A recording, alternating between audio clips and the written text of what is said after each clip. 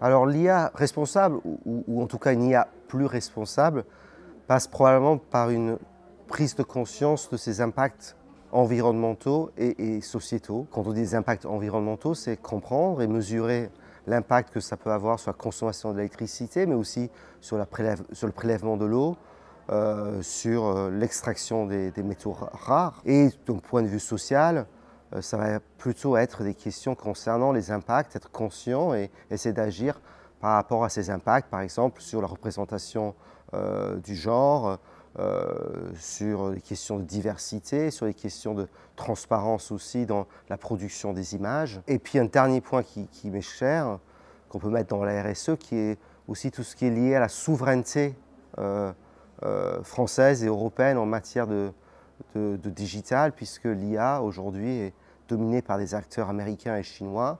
Et dans ce monde assez compliqué, il faut vraiment s'interroger sur notre volonté de donner encore plus de nos données si précieuses à des pays ou à des puissances qui ne sont pas aujourd'hui malheureusement nos alliés.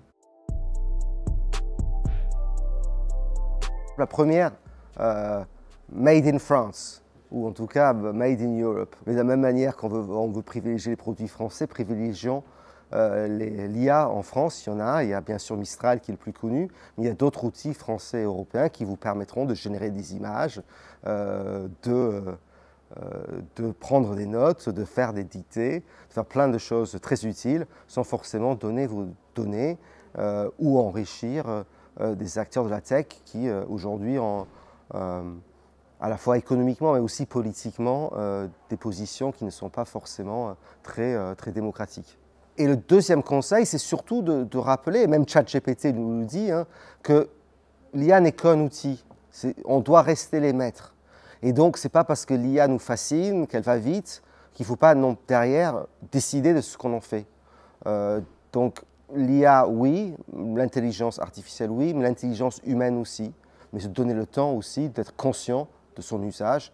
Pour moi, ça, c'est un conseil très important. Comme on dit, il n'y a pas de mauvais chiens, il n'y a que des mauvais maîtres.